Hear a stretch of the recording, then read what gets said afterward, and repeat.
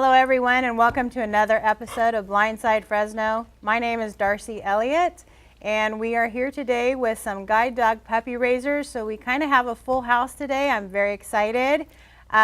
We have a studio audience full of 2-footed and 4-footed pals and we'll be talking to them throughout the show. And we are also here with 2 of the leaders of the group, Mary and Aaron. Thank you for joining us. I'm so excited you guys can be here. And just in the interest of disclosure, in case you see weird things, they do have puppies with them laying here. So if you occasionally see them throwing some food down there, that's because there is an actual guide dog puppy down there, right? Yes. Yes. But they're being very well behaved. And thank you guys so much for coming. Thank you. Thank you so much for having us. Obviously, in full disclosure, my husband has a guide dog, so we are very interested and very grateful for puppy raisers, big heroes of ours. So thank you for that. And I guess we're just going to go right into it and talk about probably some of the questions you guys get asked all the time, right? We get asked lots of questions like how did you get started, what you love about it, what's hard about it, how do you raise a guide dog puppy? We'll just go into all that. So Aaron, we'll start with you. Tell us a little bit about how you got involved with guide dogs. I was 16, I believe, when I got involved with guide dogs, so almost 10 years ago. And tragically, we had a dog suddenly die on us. And I wanted another dog. Of course, my father, he was a single father, and he said, I'm not taking care of a dog when you go off to college. So he handed me a computer with the guide dog screen on it, and he said, do this, you have to give it up in a year. And he unfortunately didn't realize he was signing up for a lifetime hobby. Yeah. Maybe he thought this is a way to discourage you actually, and he did the opposite. I'm sure that's what he thought he was doing. Well, the best laid plans and all that stuff right there. But it's been a good 9 years. Okay, so how many puppies have you raised? I've raised, Tobias here next to me is my 13th puppy. Oh, wow. No, wait, I'm sorry. I get confused. He's my 12th puppy for Guide Dogs for the Blind. Okay. And when I went off to college, I loved it so much that I raised 3 puppies with another organization when I wasn't here in Fresno. Okay, very good. And Mary, why don't you share with us how you got started? And I started when I was about 10 years old. Oh, I had wow. been in 4-H okay. and took a dog care class. And the leader of the dog care class, Eve Hoops, was also the leader of the guide dog puppy raising program. And she kind of just roped us in. And I got my first guide dog puppy when I was 11, a female black lab named Jeannie. And I raised 5 through Far Sighted 4-H. Okay. And then when I went to when I graduated from high school, I took a break for 22 years and started back up again 14 years ago. Oh, wow. Yeah. So how many puppies have you been raising now? Theodore is my 22nd puppy. 22nd. That's a lot of puppies. It is. They do get, like Aaron said, it's a lifetime of. It's kind of an addiction a little It bit. is. I think it is. I've heard them called like potato chips. You just can't have one. You have to have many. Yes. Yeah. I can believe that. They're so cute. Yeah. You can't see them, but they're just so cute down here, and their little faces. So also in full disclosure, my husband's guide dog, and you guys raise guide dogs for the blind. That's a specific organization. There are other organizations that raise guide dogs for people with vision issues, but we are specifically talking about guide dogs for the blind through San Rafael and Boring, Oregon, right? So what does it take? Can anybody just sign up to be a guide dog puppy raiser? I mean, what do you have to do? Do you need training? What do you do? Well, first of all, you have to be at least 9 years old. So you can be anywhere from 9 to 99, and so that's the age requirement. And then you find a club, so like we're a club, and you go to a certain number of meetings. You meet a certain number of expectations in terms of your handling work. And then people like Mary and myself will come to your house to check it out, just make sure it's a safe spot for guide dogs to place one of their puppies there. Okay. And then once you've attended 3 meetings in a row, you've had your house visit, and you can put in an application for a puppy. And it might take anywhere from, I think it took me 6 months to get my first puppy. Yeah. It takes anywhere from 3 months to 6 months, sometimes longer, depending on, everybody's a little different. Right. You know, it just depends. So other than obviously a love for dogs, what kind of qualities do you think makes a good trainer? Dedication. Dedication. I think dedication, because these guys require, they're with us 24/7 hours a day, 7 days a Right. week, 365 days a year. And so you can't ever have a moment where you're like, I don't want to do this, because it's a living, breathing thing that is dependent on you to not just train it, but take care of it. Okay. Yeah, I dedication. also think you have to have a lot of patience, and Okay. you have to be a good listener and take directions well, and also have a family commitment, because it's a big, it's a family project. It's not a one-person yeah, activity. everybody in the family gets involved typically, and then Right. a love for dogs. You know. Yes. Yeah, If you're a you cat know. person, this Yeah, is probably it's not the job for you. because you've got them with you But so much. You can know. still have cats, right? Yeah. It's Oh, yeah. actually good, Oh, yeah. right? Yeah. So does guide dogs provide you training on how to be a handler or a trainer? That's what we do as puppy club. So you support each other and train each other. It's not like they have to go to school somewhere. Right. You train each other. We do. That's what the leaders of the club's responsibility is Okay. the new people come in and they're trained by the puppy raising leaders, or actually we also use a lot of our older time raisers as well to help us out, and Okay. we all work together. It's kind of a community project, really. You know, one puppy will have a lot of different people helping make him successful, not just the raiser themselves. Okay. So what happens, say, if one of you wants to go out of town or needs a vacation, or and you can't always take the puppies with you, what happens at that point? We have puppy sitters, some dedicated puppy sitters out there, whose job it is to take puppies when the regular puppies can't be with their raisers. And we can't thank those people enough, because I think it requires a very special kind of person to take a puppy who is not yours and provide it the same amount of love as that I would give my puppy. Right. Yeah, it's So basically, you can't do it on your own, really. To do a good job, you need a whole team and support system behind you, which probably maybe a lot of people don't realize. Because I know maybe you hear this a lot as the wife of someone with a guide dog. We hear all the time, oh, I'm going to have my dog be a therapy dog, or train him to be. Like, it's just something you can do in the afternoon for an hour or so, and then that'll work. Oh, yeah. Do you guys get that a lot? Or Yeah, I think I get it quite a lot, because all of the guide dog puppies have these green vests on. Right. And sometimes when I'm out in the community, I get, oh, where can I buy one of those for my pet dogs? And then I have to take a deep breath, and I have to go into my explanation about how he's a service dog in training, and you don't buy these jackets. Yes. They're earned by dogs who have earned them through their hard work and dedication. Yeah, it's a pet peeve of mine.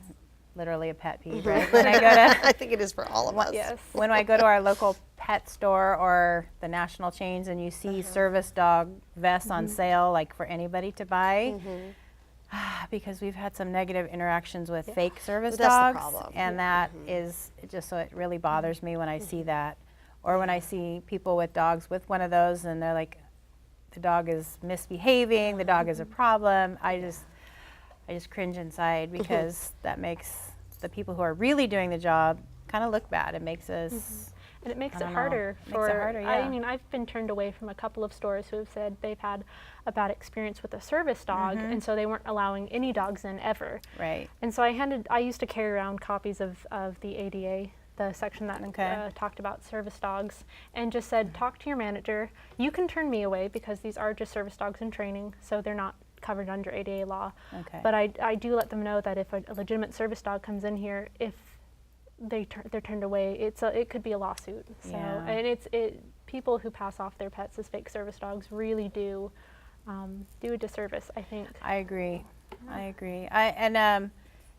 So that's a good point that you bring up, though. Since they are in training, they don't have the same rights as like a full service guide dog. They don't. We very rarely have a problem with taking our puppies anywhere, actually. I mean, everybody's always so good about letting us go into stores and things like that. But if a store tells us, sorry, your dog can't be in here, we say, okay, You know, Right. Guide Dogs doesn't want us to force the issue.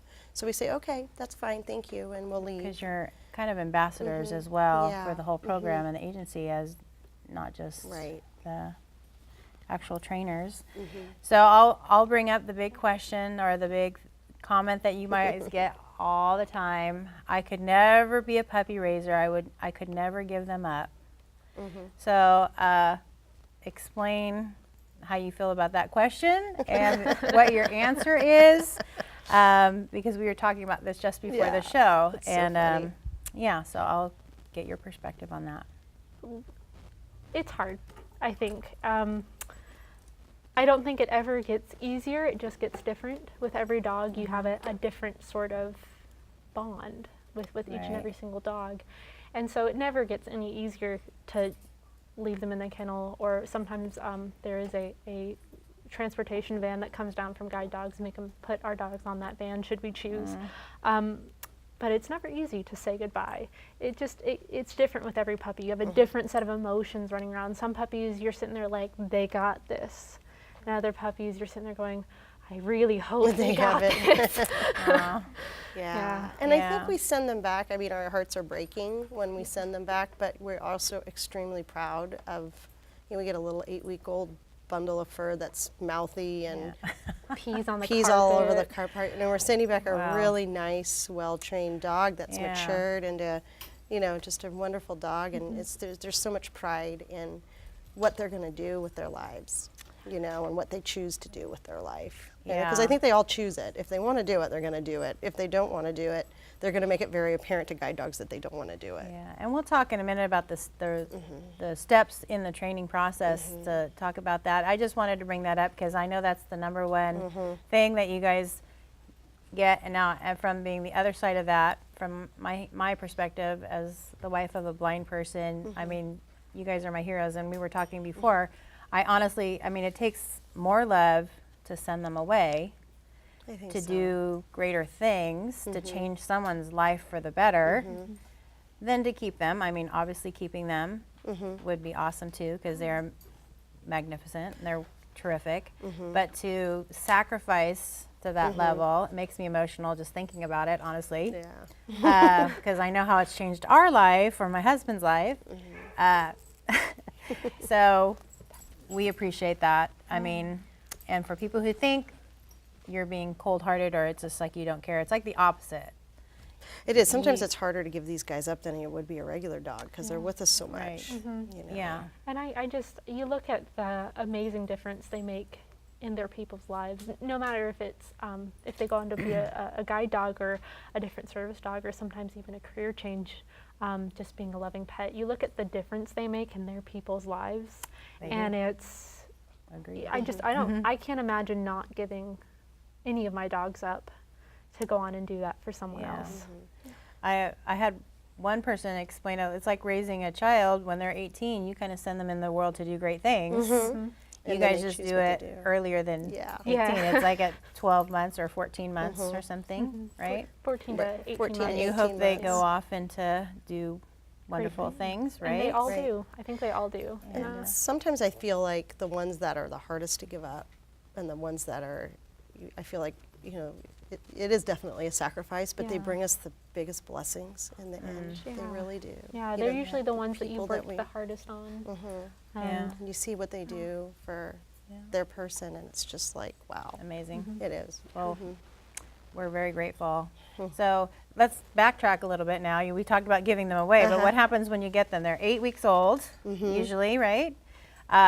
So how do you find out you're getting a puppy or when you're getting the puppy? Or what's the process until you do send them back for full-on training at Guide Dogs? Well, for most raisers, it's that they get a call from Mary saying that you've been assigned a puppy, and we're not given much information about the puppy before we get them. We're given things like gender. I'm sorry, I'm a little distracted. so cute over They're there. so cute. They're playing, but Yeah.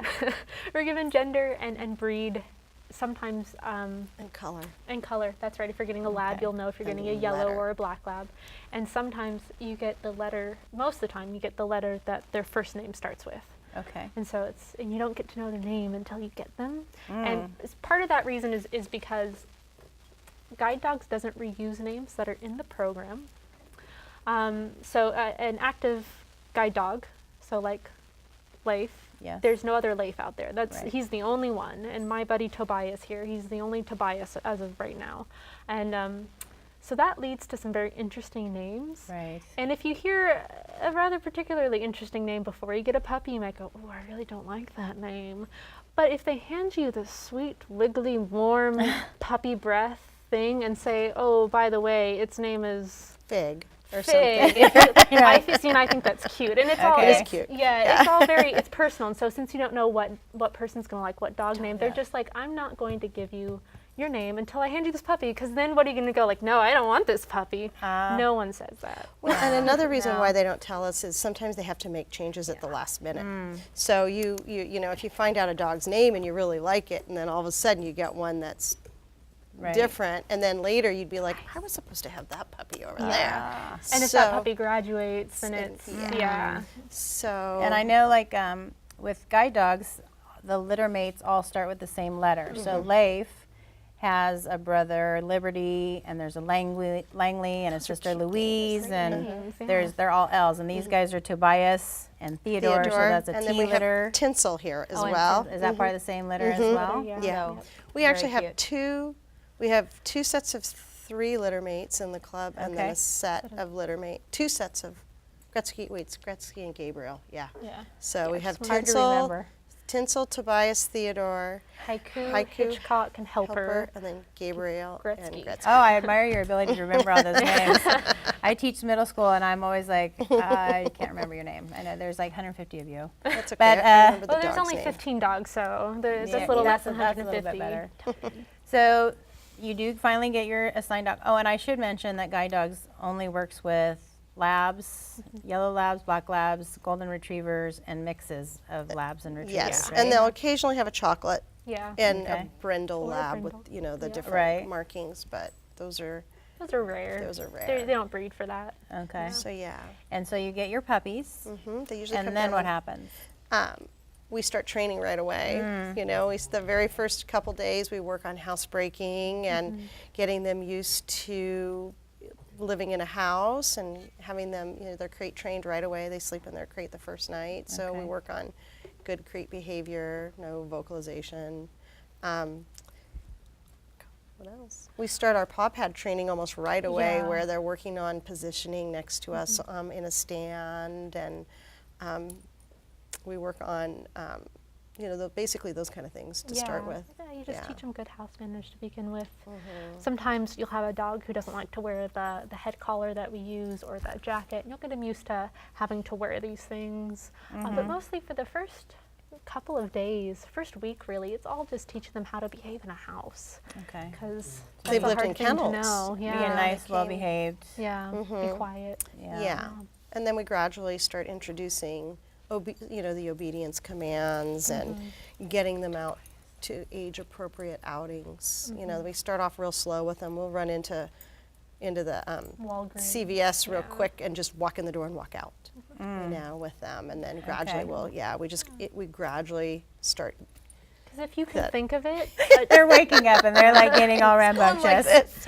He's like, he's ready for some attention. He's waiting for a That's treat. okay. if you can think of it, yeah. a dog will either try and eat it or be scared of it. So that's why we go so slow. Oh, okay. Yeah. Now, do you guys get the comment of like, oh, you guys are being too harsh on these puppies? They're not allowed to be puppies. They're, you know, they're being worked too hard. Anything like that? Sometimes, yeah. Sometimes we'll say, "Oh, do they ever get to be a dog?" And we're like, "Yeah, when they're at home, Yeah, they're a when the regular jacket's off. dog. They play with toys. They get to, you know."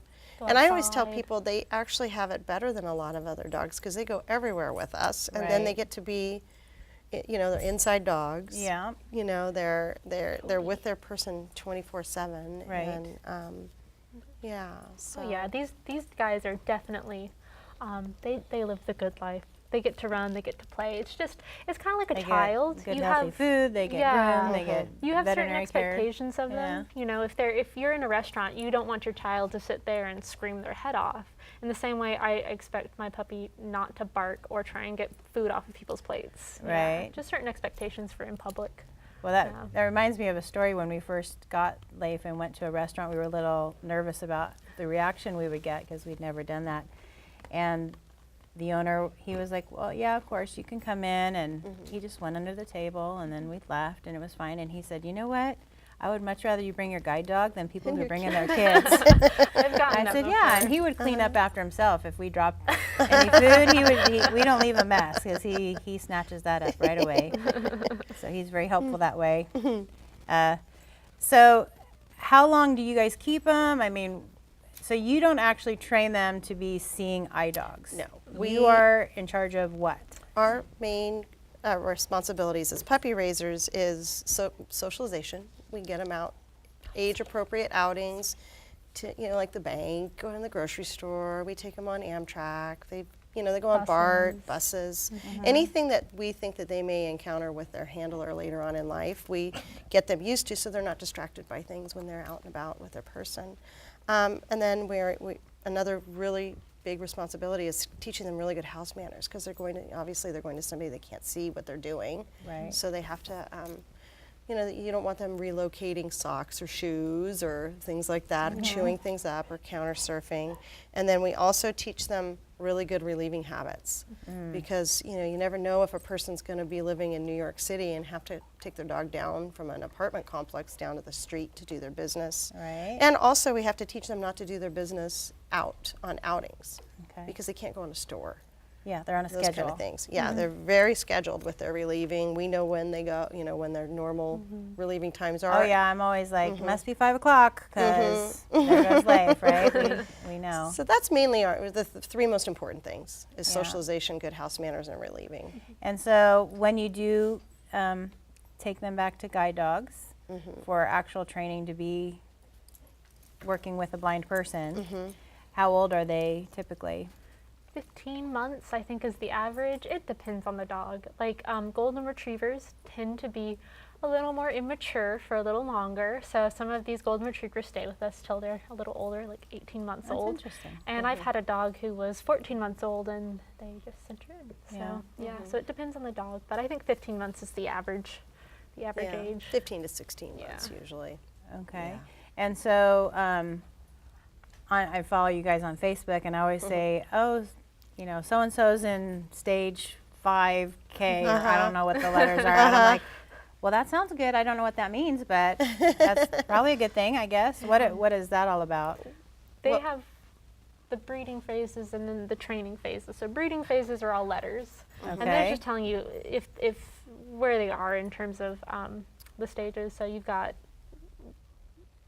arrival period health checks, final health checks, and pedigree checks for breeders, and then if so they haven't. What's the attrition rate? Because when they leave you, they're not automatically guaranteed a guide dog spot or position. I mean, it's about the average percentage that graduate is about 40% now, is what they told us. Okay. That become actual guide dogs, and then they pull about, what do they say, 50 to 75 breeder dogs a year. Yeah. So that's considered a success as well. So their average success rates, was it Roughly 43? 50, yeah, it's It was like 43%. 40 to 50%. They're trying to get to 50%, I think. Is what Yeah, they I don't think said. they're quite there They're yet. not at 50%. Yeah. It's like 43% or so. okay. So just to kind of clarify for those, guide dogs has their own breeding program. Right. So occasionally they'll come across a puppy in training that has many of the qualities that they're looking for in a guide dog. And instead of having them fixed, spayed or neutered, they will allow them to breed to enter into the program. Right. Yeah. And then they go into, as puppies into training. So they're puppies. They're puppies. They're puppies, puppies, yes. And then, but if they are actual guide dogs, they get spayed or neutered. They do, and mostly the females come intact. They'll stay intact till they go back. The males, we know when we get them if they're going to be neutered early at like 6 to 8 months of age. Okay. Yeah. Yeah. Like Theodore and Tobias will be neutered, which is Right. unusual. Usually my male Goldens have always stayed intact. So Okay. I'm looking forward to not having an intact male. They'll be less rambunctious, Yes, maybe. A little less testosterone floating around Exactly. and causing distractions. Uh-huh, We know how exactly. distracting that can be for any males. Yeah. Right? Sorry, guys, who are watching. Sorry, Logan. And so what happens if a guide dog doesn't make the cut? I mean, a lot of people have asked, you know, like, well, do they just send them away? I mean, what horrible thing happens to this puppy? Like, of course, it doesn't get sent away. I mean, they have. No, they have a, the first thing they do is they look at the dog to see if they are a candidate for another service dog organization. So they work with about 11 different service dog organizations, from Dogs for Diabetics, Dogs for the Deaf. We had a dog go to Paws Assisting Veterans in Oregon. I had one that went to Discovery Dogs. So they have the 11 different organizations that they'll look at first. If they're not a candidate for that, or a canine buddy, which is they'll match them with a visually impaired child. If they're not a candidate for that, then the puppy raiser can either adopt them themselves or place them with a close family friend or relative. And then if they decide, no, we're not going to do that, Guide Dogs has a placement department, and they have thousands of applications for their career changes a year. These dogs get great homes. They're never turned away, even as a... they're never the homeless dog. They're never the homeless dog on the like, street. I had, you know, even if, like, let's say we adopted one back and we couldn't keep them, Guide Dogs would take them back and find a home for them. So. And I have been told that there's like lists of people waiting Thousands. to get a guide dog career change. So that's what they refer to it when they're not quite guide dog, where they're career changes. And I know you have a couple here. Yeah, they're out in the audience. I don't know if they're here today they're or out there. in Oh, the there's other one audience. over there. Oh, there's And one. so Galloway's over there. what is, so I know one is a therapy dog, and I have remember. Dulcie out there. She's a spot dog at Valley Children's Hospital. Erin has another one that she takes to Valley Children's. And then Galloway is Schroeder, one of our other ones, he was registered through Therapy Dogs International. Galloway does a adoption night at their church, so he Aw. goes and works. Yeah. Goes and So works with the kids at the church. almost all of the dogs end up in some sort of service occupation. so. Some of them. And even some of them I know are kind of mentor dogs to some of the puppies to kind of Yeah. like model good behavior and Yeah, that we all kind of have stuff. great mentor dogs for our guide dog puppies. Aw, Yeah. That's awesome. Yeah. I know there are a lot of really good organizations out there. I do have to say we're biased towards Guide Dogs for the Blind, so full disclosure, total bias. This is not unbiased reporting by any means.